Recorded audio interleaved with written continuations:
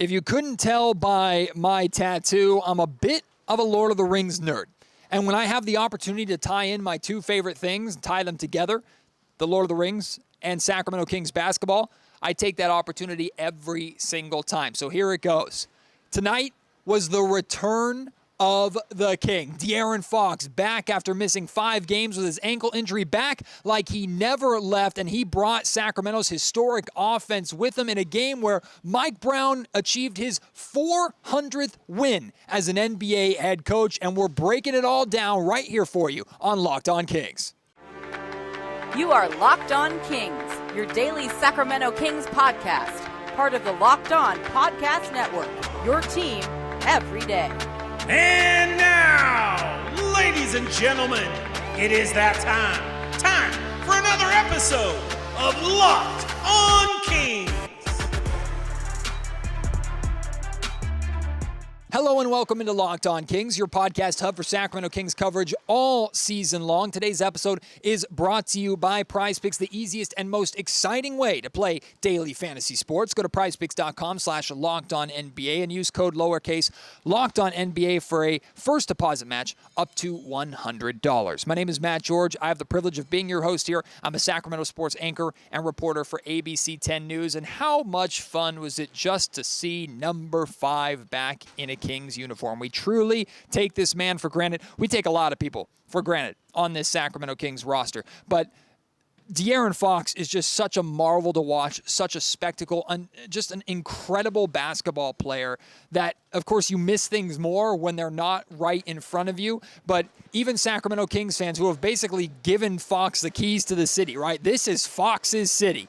Even we still sometimes underappreciate or don't fully comprehend just how dominant of a basketball player that De'Aaron Fox is. And he showed it again tonight in his first game back. He made an impact right away. We're talking literally from the opening tip. He took the opening tip-off, attacked the basket, missed the initial layup, and then went over like 2 or 3 Cavs defenders with a tip-in to score the first points of the game. And that just started his 28-point night, 11 of 20 from the field, 6 assists, and 1 steal. De'Aaron's impact on Sacramento's offense is staggering. Listen to these numbers. In the 5 games that the Kings played without De'Aaron Fox, they scored a total of 513 points, right? That's 102.6 points per game.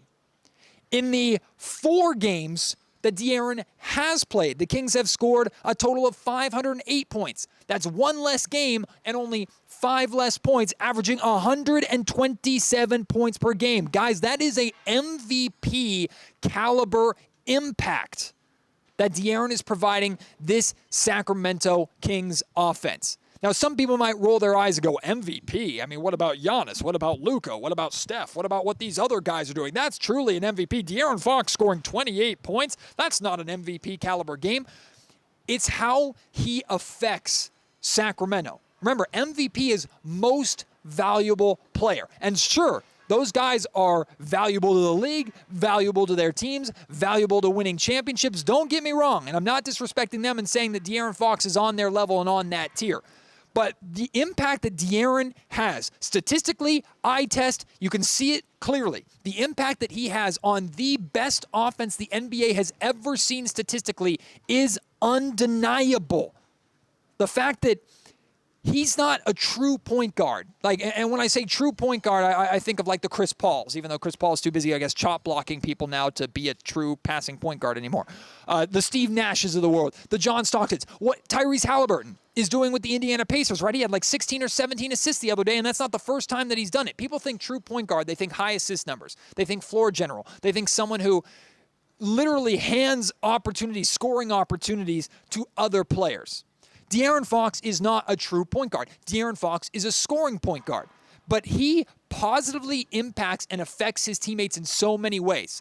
Be it the confidence that they have. Like, I was trying to break down, like, how is it that Fox comes back and suddenly Sacramento's offense, Sacramento's shooting looks so much better?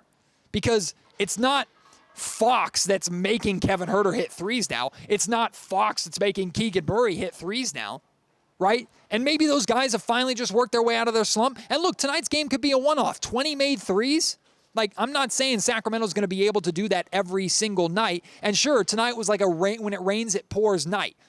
So I'm not saying that, yeah, when De'Aaron Fox plays, this is going to be the result every single time. But it's also not a coincidence that Fox comes back and Sacramento's offense gets right back to that level that we know that they're capable of. So how is it that these guys are hitting their shots and shooting with such confidence with Fox back when they were struggling just a week ago from the perimeter? Less than a week ago for some of them. I think it has to do with a number of things.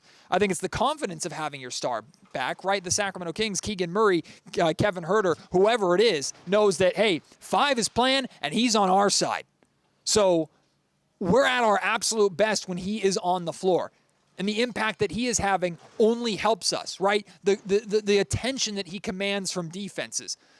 The fact that Keegan Murray and Kevin Huerter, and even Domantas Sabonis at times, the fact that they can get the looks that they get for being as established of shooters and scorers that they are, it's pretty incredible. And we saw how defenses were handling and guarding Keegan Murray when De'Aaron Fox was out, right? They could put more attention or put more resources towards Keegan or towards Kevin or whoever, because they didn't have to constantly have their head on a swivel or keep one eye on De'Aaron Fox, because at any point he could blow past one defender, even blow past two defenders and get to the rim at will, or even step back and knock down a three at this point, which he's added to his game. Like, defenses have to pay so much attention and give so much respect to De'Aaron Fox that it opens up opportunities for guys that should not be getting the looks that they're getting at the NBA level. That is the impact that De'Aaron Fox has. Plus, the flow and the pace of Sacramento's play when De'Aaron Fox is on the floor, right? I mean, we know Fox's top trait is his speed. He's the fastest player in the league. It's not debatable. Pace is more than just how quickly you get up and down the floor. Although, of course, De'Aaron Fox certainly helps with that. Pace is how well the ball is moving, right? How well cutters are moving, players are moving off the ball, dribble handoff game, even stuff that De'Aaron Fox isn't necessarily directly involved in. When the ball isn't in his hands, Sacramento's overall pace is up. That's the impact that De'Aaron has on this team. He allows this team to play at the pace and the flow that they are known for. That is natural to them. That is the impact, the MVP caliber impact that De'Aaron Fox has on an offense. Look at the numbers tonight. 4 players scoring 20-plus points. That's certainly not something that's going to happen every night for the Sacramento Kings, but this is a team that's capable of doing things like that. Fox with 28, Murray with 25, Sabonis with 23, Kevin Huerter with 20, not to mention 13 off the bench for Malik Monk and 11 off the bench for Sasha Vezenkov. This is that historic, mind-blowing level of Sacramento offense that there's nothing you can do defensively when the Kings are playing at this level. Now, some of you might be thinking, Matt, less than a week ago, hell, your most recent podcast episode was you talking with Kenny Caraway from ESPN 1320 about Sacramento shooting struggles and how you were concerned that the Kings can't get back to that offensive level that they're known for while playing improved defense. I'll be completely honest with you. I saw what I needed to see tonight. Now, defensively, the Kings' numbers were not as good as they were against Oklahoma City on Friday night. They weren't.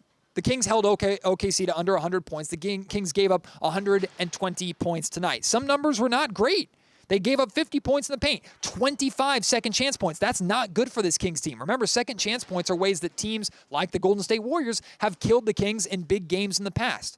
Sacramento's shooting made up for it tonight and kind of brushed it under the rug a little bit, but I'll say this. The Kings' intensity and effort and hustle on the defensive end was at that Mike Brown expectation level. This is the new Sacramento Kings brand of basketball that Mike Brown wants to play. And I've questioned repetitively to the point where some of you were even getting annoyed with me this season. Like, can the Kings play with that level of defensive effort and intensity while also playing the offense or playing at the offensive level that they're capable of? Tonight was yes. To some extent, even though the offense wasn't as good, of course, De'Aaron Fox was missing on Friday night. Friday was yes. Like, look at the impact that the Kings defense can have on their offense. And look how the Kings can still score and shoot at a high level while not taking plays off on the defensive end of the floor. I'm sure if you go back through the highlights and you go back through the tape, you'll see, oh man, the Kings blew this assignment, or maybe a player took a play off here or there. But it's not like the Sacramento Kings were giving basically a walking layup line for opposing teams like they've been, not just in the past, they've been at times this season. I saw what I wanted to see. Now, it needs to be consistent. And I'm not talking about consistently scoring 132 points, right? Remember, 120 points per game last year was Sacramento's average, and that was the best in NBA history. So I'm certainly not expecting the Kings to keep up their 127 point per game average when De'Aaron Fox plays. That would be amazing if they could. I'm not expecting that. But can the Kings have nights like tonight where their offense can explode and the defensive intensity remains the same, and while also having nights like Friday night where if the shots aren't falling, because some guys are going to struggle, hell, De'Aaron Fox is going to have a game or two at least this season where his shot's not falling and he's not scoring to the level that he's capable of. It's just natural. It happens over the course of an 82-game season. Is the Kings' defense still keeping the Kings in the game and helping them win the game, like we saw against the Thunder on Friday night? I saw what I needed to see tonight. Truly, I saw what I needed to see to quiet the concerns that I had, or at least subdue them a little bit, the concerns that I had from the playoffs through the early part of the season.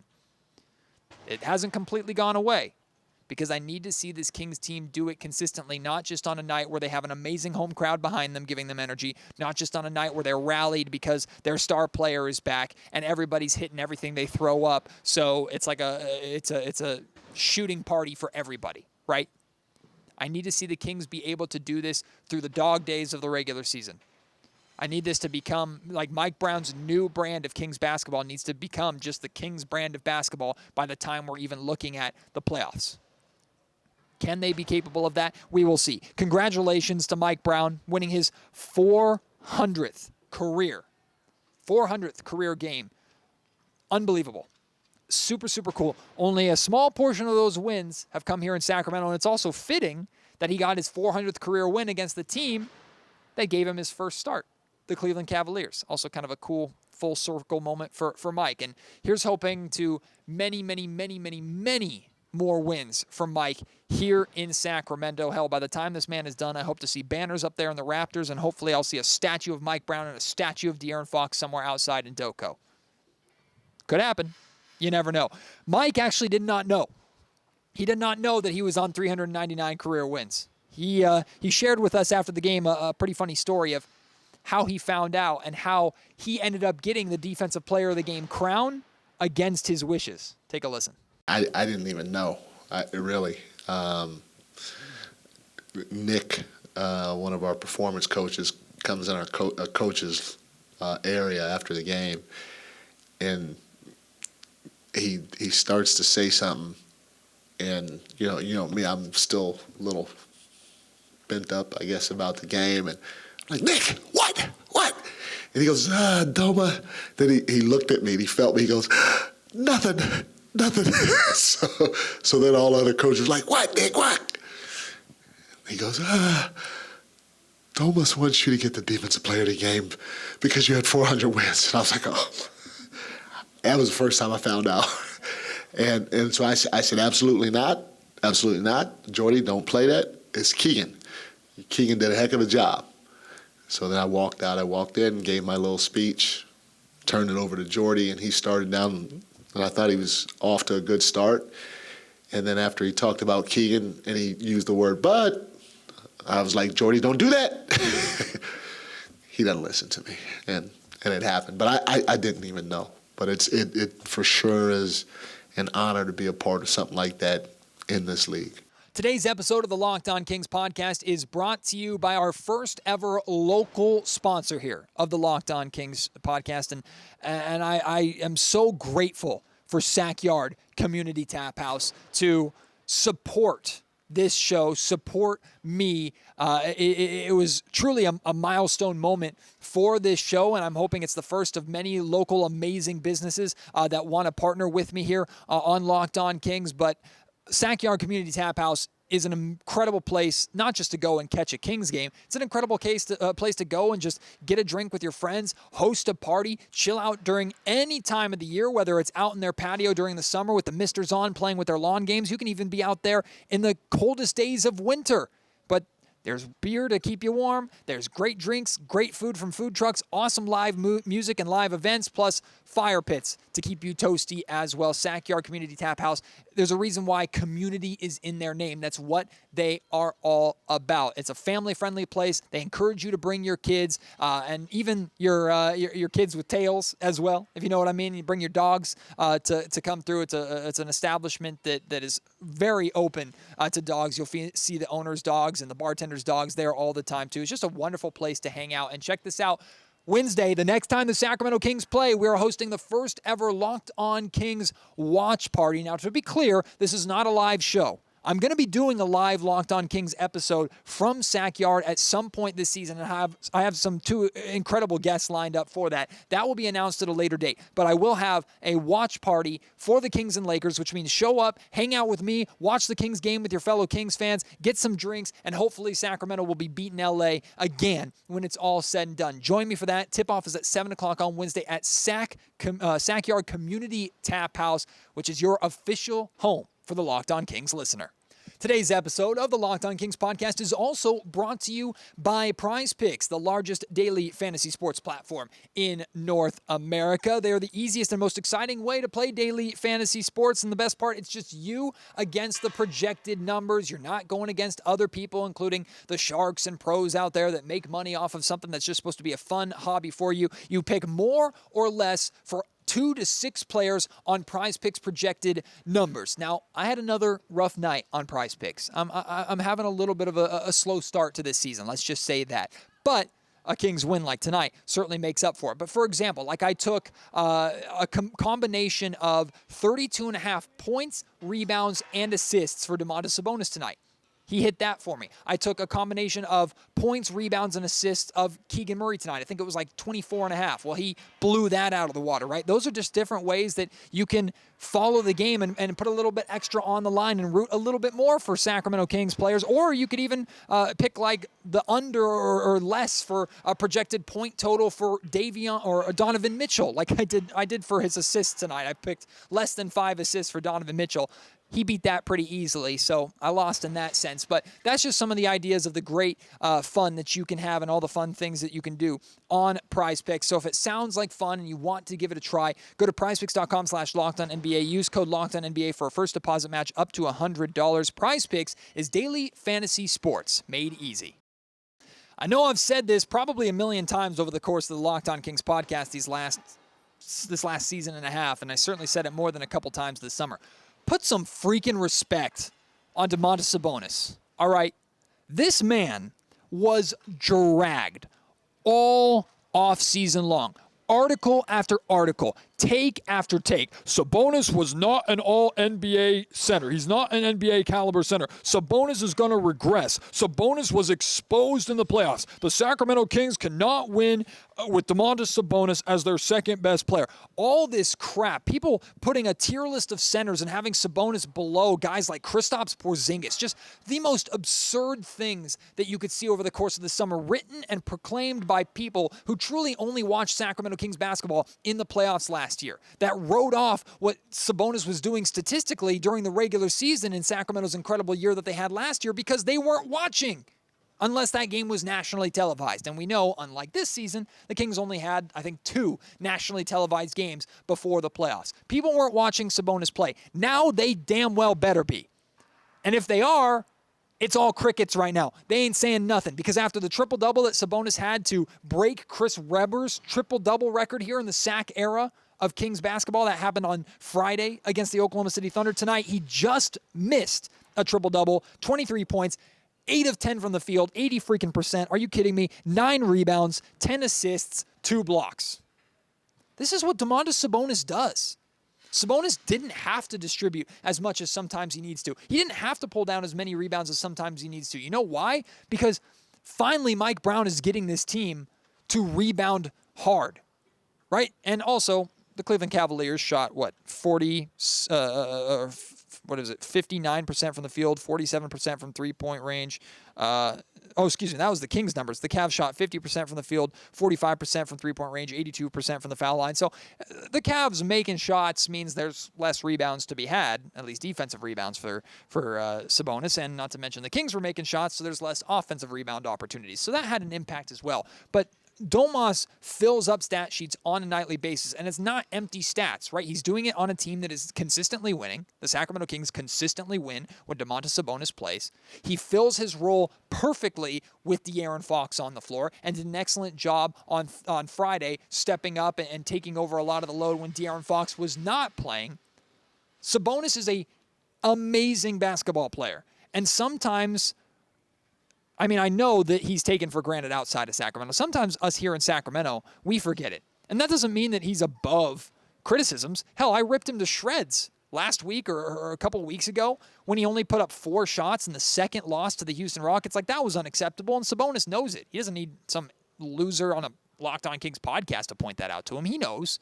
But this is who Domantas Sabonis is, and he can be even better than this. Like, you can absolutely win with Domantas Sabonis. What an absolutely absurd thing to say that we heard and read and had to deal with all offseason long.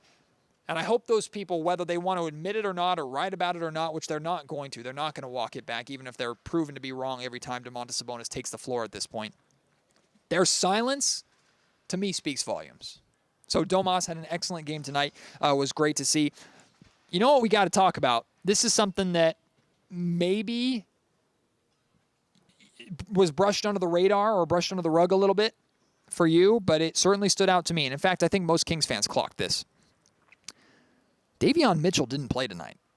He's not hurt. That was a DNP coach's decision. As of right now, Davon Mitchell has fallen out of the rotation. That speaks volumes to me. Keon Ellis kind of got his minutes. Chris Duarte also got into the game a little bit, although Chris Duarte is just a fouling machine right now. He picked up 3 fouls in like 2.5 minutes, ended up with 4 fouls on the game. Like Duarte needs to figure out, because I like the physicality that he plays with on the defensive end. It's what Mike Brown is asking of him and asking of this Kings team, but he's got to find out how to do it consistently without fouling over and over and over and over again, because he can single-handedly get the Kings in foul trouble, and that's not good. So, anyway, it makes sense to me why Keon Ellis is getting the minutes over Davon at this point in time, because Keon is still being rewarded not just for the great minutes that he put in at the end of the Chicago game, the second blowout that got him this opportunity in the first place. He got 2 opportunities as a starter to start this homestand, was 2-0 in those games, not because he was phenomenal, although he did do an amazing job guarding Shai Gilgeous-Alexander here on Friday night. Keon deserves the opportunity, and Mike Brown is the kind of coach where he's not afraid to have guys sit down to reward the players that deserve rewards. Now, at times, maybe I think, Mike's going a little too far on this. Like, maybe you could say him choosing to move Kevin Huerter out of the starting lineup during the during preseason and move Chris Duarte in for a game. Maybe that wasn't the right decision to make, but it's hard to argue with the results, because Kevin Huerter right now is not only balling and getting back to his 3-point shooting numbers and just shooting numbers, period, that we're expecting to see from him.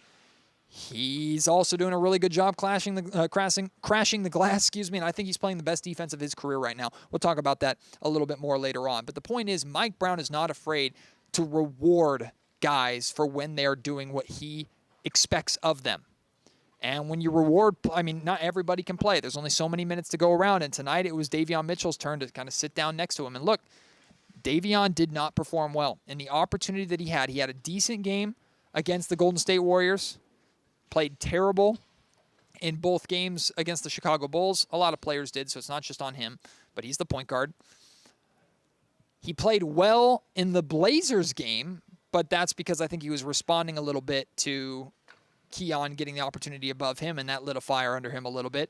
I don't remember really what he did against the Oklahoma City Thunder, which to me tells me enough or everything I need to know. Like, Davion's in his 3rd year, and at this point I'm strongly questioning whether or not Davon Mitchell can be that backup point guard that the Sacramento Kings expect, because as good as he is on the defensive end, even though we haven't seen that as much this season as we would have liked to have seen, as good as he is on that end of the floor, Sacramento's bread and butter is their offense. And as much as they're trying to improve their defense, if offensively you can't fit with what the Sacramento Kings are doing, if offensively, as the guy that's running that unit, you can't play to the level that the Kings are capable of playing and need to play in order to be their best, you're not going to play.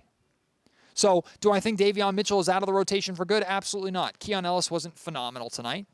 I'd say at best he was fine. And I think there's a very good chance that Davion will get that spot back from Keon if Keon slows down a little bit. Mike even said, I think it was pregame, Mike said, like, if Keon's good, he's going to play. If he's playing the right way, he's going to get minutes. If not, he's not going to play. Kind of the same thing for Davion. Stay ready. If you're going to play the right way, you're going to play. If not, you're not going to play. So Davion's time in Sacramento is certainly not done, and it's not worth overreacting to the point of, oh my God, like Mike Brown hates Davon Mitchell. Davon is benched. But I do think it's telling that as of right now, with Fox coming back and Keon playing well and Chris Duarte, I guess, doing what Chris Duarte does, Davion's out. We'll see how long that lasts, and that'll be something that's interesting to keep an eye on. I do want to talk about Harrison Barnes, too, because I see a lot of people on social media going, well, yeah, let's talk about Davion and him falling out of the rotation, but what about HB? You had 4 players finish with 20 points or more in the starting lineup, and the other guy had only 4 points, shot 2 of 4 from the field in 22 minutes. Let me tell you why I'm not super concerned about that. I understand. It's staggering when you look at the box score and you see 20s, 20s, 20s, 20s, 4. And then you look at Harrison Barnes and go, oh, unfortunately, like, Harrison has disappeared too much over the course of this season already. He had that amazing game to start the year in Utah, and from that point, he's just kind of been right? And that's been a common concern of Kings fans about HB. It's been a concern about HB from around the league for a decent portion of his career. I'll tell you why I can live with tonight more than I could live with like a 4-point performance when Fox was out against Chicago or whatever it is. I can live with tonight for 2 reasons. Number one is, look, there's only one basketball. So if you have 4 guys in your starting lineup scoring 20 or more points and 2 guys off your bench reaching double figures as well, like, Harrison's job in that case is to keep spacing the floor, stand in the corner, or do the backdoor cut or rotate or do what he has to do to make sure the offensive flow is not disrupted, but also make sure that he is out of the way and his defender is out of the way so that any one of those 4 guys or any one of those 6 guys can get the buckets that they were looking to get. So in that case, I think Harrison did his job tonight. He didn't really negatively affect the game in any way. Maybe he made a mistake here or there, but everybody makes mistakes over the course of the game. Like even De'Aaron Fox does. So I'm not really griping on that. I also love the fact that even though he didn't score, pulled down 5 rebounds, dished out 3 assists. Those numbers aren't amazing. Like a 4.5 rebound, 3 assist stat line is something that you go, okay, kind of ho-hum. But for Harrison, who's put up stat lines before where it's 4 points, 1 rebound, 0 assists, or even 4 points, 0 rebounds, 0 assists, and 2 turnovers, like, at least he was contributing in other ways in the 22 minutes that he played. So I'm not certainly going to overreact or be overly negative or anything or critical of Harrison's game tonight. Today's episode of the Locked On Kings podcast is also brought to you by Jase Medical. We spend a lot of time talking together, you and I, whether it's getting fired up after wins or disappointed after losses, discussing who starts and who sits, whatever it may be. I'm thankful for the connection that we have. And today, I do want our chat to be a little bit more personal. I just learned that you can get a 1-year supply on ED medications. You realize what that means? Bring on extended travel, bring on the next natural disaster or supply chain issue, you are covered, my friend. You don't have to worry about whether or not you can refill your generics for Cialis, Viagra, or whatever. Your prescriptions are there for you, and this is possible because of our friends at Jase Medical. Go online right now, JaceMedical.com, to receive your 12-month supply of your daily medication, whatever that medication may be. Remember to use promo code LOCKEDON at checkout for a discount as well. A verified customer had this to say about Jase. They said, quote, "I am thankful for the service. Supply chain issue caused me to cut pills in half in order to have what I needed. I ordered most of my daily meds with a year's supply. I also ordered an antibiotic kit. I feel secure now. Prices are lower than local pharmacies. I highly recommend this for everyone." If you or someone you love would get some peace of mind by having a year's supply of any of your daily meds, go to JaceMedical.com to see if it's offered for you. Remember, use promo code LOCKEDON for $20 off your purchase. Time for a little bit of a Kevin Huerter appreciation here before we wrap up the Locked On Kings podcast. Tonight, 20 points, 7 of 11 from the field, 6 of 9 from three-point range, 2 assists, 2 rebounds. He had 3 points at halftime. He scored 14 points in the third quarter alone, went 5 of 5 from the field, 4 of 4 from three-point range. He exploded out of the halftime break. It was a big lift for Sacramento at that point. Kevin is out of the slump. he's through it. Doesn't mean that he's not going to have poor shooting nights and shooting struggles over the course of this season. I'm sure he'll hit another slump at some point. Again, that's only natural over the course of an 82-game season. But think about what Kevin Huerter's been through, right? I kind of talked about it and alluded to it earlier. Like, Mike Brown benched him during the preseason. He had to kind of figure out like what he was doing wrong. His focus on the defensive end clearly had an impact on his shooting. He did not look like himself, right? He was shooting below 20% from three-point range in the first handful of games this season. Since then, he's now exploded back to that Kevin Huerter level that we can expect, and even beyond that a little bit. Like, Kevin has been through it, and he's handled it like a complete pro. He's come out the other side back to that offensive level that we expect, that the Sacramento Kings need from their starting shooting guard, while also improving on the defensive end of the floor, while also improving as a rebounder. Like, whether or not we want to knock Mike Brown's method or whatever, with Kevin Huerter, it seems to be working. And it doesn't just require a good coaching staff and a good system in order to make that work. It requires a player who's willing to be receptive to sometimes those hard lessons, receptive to those mental battles as well as physical battles that you have to go through. Kevin Huerter has done that, and I give him all the credit in the world. Let's talk about Keegan Murray, too. Great night for him. 25 points, 9 of 13 from the field, 5 of 8 from three-point range, 8 rebounds, an excellent stat line. That's not even what I'm worried about. Keegan's defense tonight on Davon Mitchell was amazing. He had that defensive assignment, and here's what Mitchell did.